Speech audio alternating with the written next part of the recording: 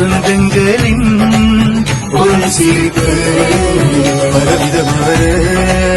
புது நினைப்பு ஒளி திருநாளில் இது சிறப்பு